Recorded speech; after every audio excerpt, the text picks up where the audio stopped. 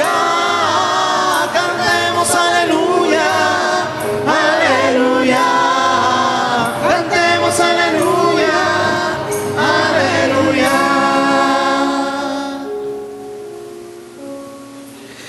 El Señor esté con ustedes. Y con tu espíritu. Proclamación del Santo Evangelio de nuestro Señor Jesucristo según San Juan.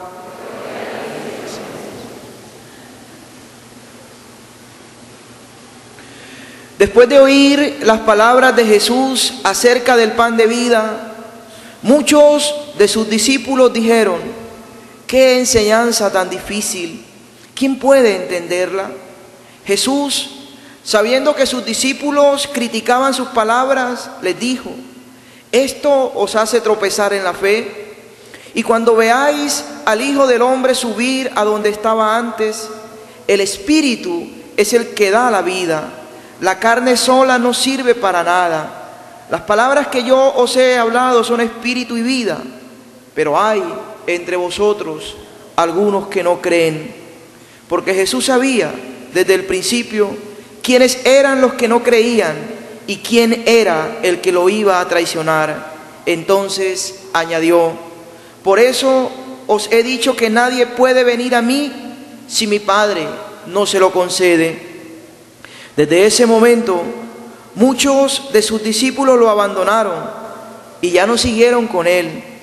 Entonces Jesús les dijo a los 12: ¿también vosotros queréis marcharlos? Simón Pedro le contestó: Señor, ¿a dónde vamos a ir? Solo tú tienes palabras de vida eterna. Nosotros creemos y sabemos que tú eres el Santo de Dios. Palabra del Señor. Gloria a ti, Señor Jesús. Tengan por favor la bondad de sentarse, los que puedan.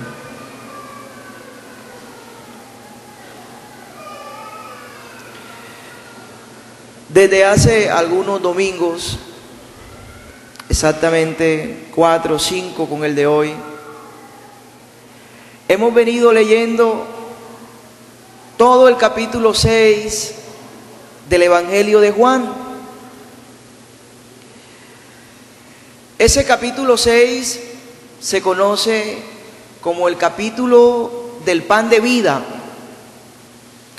Empieza con la multiplicación de los panes, una muchedumbre. Jesús alimenta a esa muchedumbre, hace lo que para nosotros era imposible, Él lo hace posible, le da comida a una multitud. Y luego, cuando la gente ya está llena, Jesús empieza a hablarles. Jesús empieza a transmitir unas palabras. Y a medida que va transmitiendo las palabras, la gente que antes era mucha, se fue abriendo. Unos se fueron por aquí, otros se fueron por allá, otros se fueron por allá. Y al finalizar, cuando ya Jesús terminó las palabras, es decir, en este momento, Jesús mira y se da cuenta que ya hay muy poca gente y ve solamente a los 12 ahí. Y les pregunta: ¿ustedes también quieren irse? Pedro, en nombre de los 12, dice: Señor, ¿a dónde vamos a ir si solo tú tienes palabras de vida eterna? Pedro dice: yo no me voy, yo me quedo. Así como Josué en la primera lectura: nosotros elegimos servir al Señor. Pedro dice: Señor, ¿a dónde vamos a ir? Solo tú tienes palabras de vida eterna. Llama la atención algo. La cantidad de gente que aparece al principio es muy diferente a la cantidad de gente que aparece al final del capítulo 6. Al principio hay mucha gente. Al final hay muy poquita gente. ¿Por qué hay al principio mucha gente? Porque Jesús les da pan, les da comida. ¿Por qué hay al final poquita gente? Porque Jesús, después que le da pan, les dice y les deja claro que quien se alimenta del pan que Él da, tiene que comprometerse a vivir con su estilo de vida. Y eso de pronto no le gustó a la gente. Y la gente es así. Cuando no le gustan las cosas se va. Llama la atención cómo a veces nosotros pasamos demasiado rápido por este capítulo y no nos detenemos a revisar algunos elementos que tienen que ver con la vida que nosotros estamos viviendo hoy, con nuestra experiencia cristiana. Y precisamente en ese contexto es que yo les quiero hablar. En ese contexto es que yo les quiero hablar. O sea, yo quiero ver cómo este final del discurso del pan de vida puede a nosotros hoy, en este momento, decirnos una palabra significativa que nos ayude a crecer, a madurar, a avanzar en nuestra vida cristiana. Esa es la idea.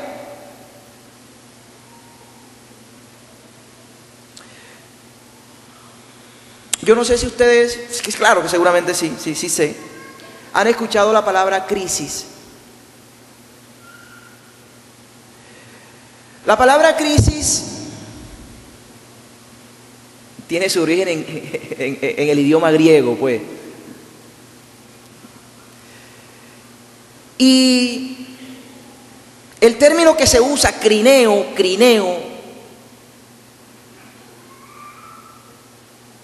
significa algo muy diferente a lo que hoy, en el mundo donde nosotros nos movemos, entendemos por la palabra crisis. Mire, se ha generalizado la idea de que la crisis es algo malo, es algo negativo. Cuando una persona dice estoy en crisis, uno inmediatamente piensa que esa persona está pasando por una situación terrible. Hoy nadie quiere estar en crisis. Si una persona dice, hey, no voy allá porque estoy crisiado, uno inmediatamente sabe que el tipo no tiene plata. Y la crisis empezó a entenderse única y exclusivamente como algo malo, algo negativo, algo que nadie quiere tener, algo que genera sufrimiento, tristeza, dolor, llanto en la persona. Crisis. Y el término bíblico hace referencia a algo más.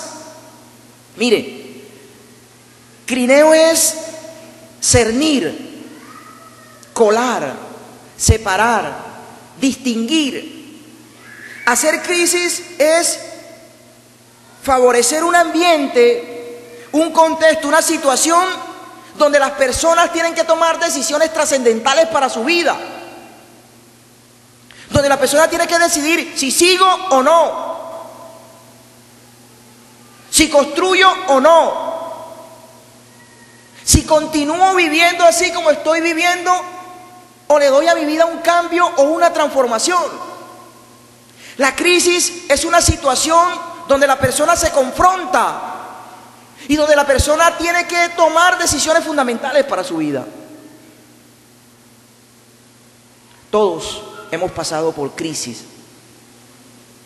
Y las crisis tienen un elemento positivo porque nos ayudan a crecer, nos ayudan a madurar, nos ayudan a seguir, nos ayudan a discernir claramente cuál es el horizonte y cuál es el rumbo que le vamos a dar a nuestra vida. Por eso las crisis no son del todo malas.